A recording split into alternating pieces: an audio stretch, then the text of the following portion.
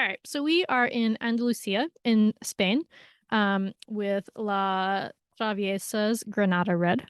So this one's actually sparkling. It's sparkling red, and it is very lively, no sulfur added. So be very careful when you open it.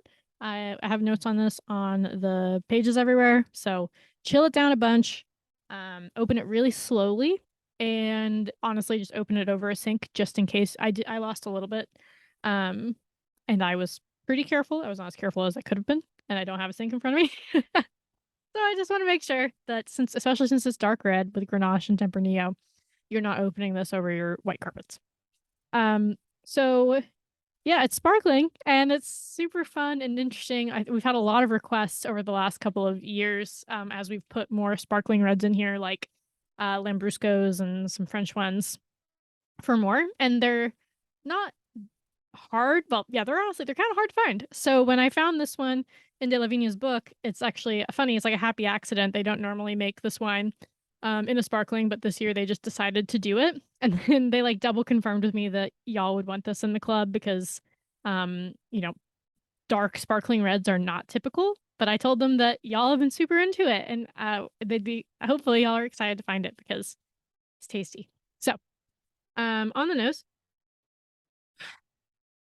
very fresh and like red fruity. It's like dark cherries. They're like just the perfect ripeness. Plums, some berries like blueberries. Maybe even like some lighter notes of like strawberries and like cranberries, but not as much. It definitely feels a little bit deeper. Let's try it.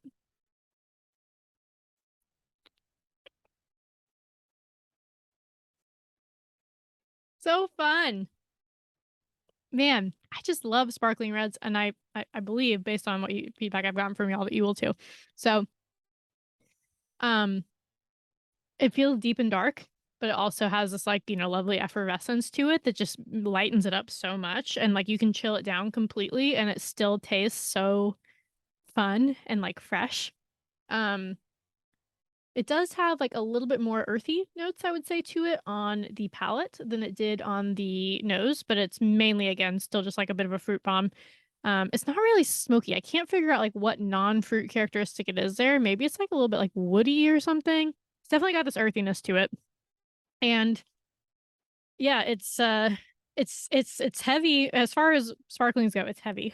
But it's lightened by the fact that, it doesn't have really any tannin and it is bubbling. So with that in mind, it makes it really, really interesting for pairing.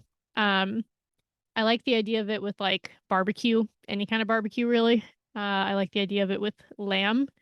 I like the idea of it with uh really random, but I had like suckling pig the other day at a tasting menu, and this seems like the fattiness from that with the fresh effervescence, but still kind of like the heft here would be delicious. Also, suckling pig is just delicious. Um, yeah, it's a wine that's ready for food, but it's also really fun by itself. So enjoy and be delicate with it.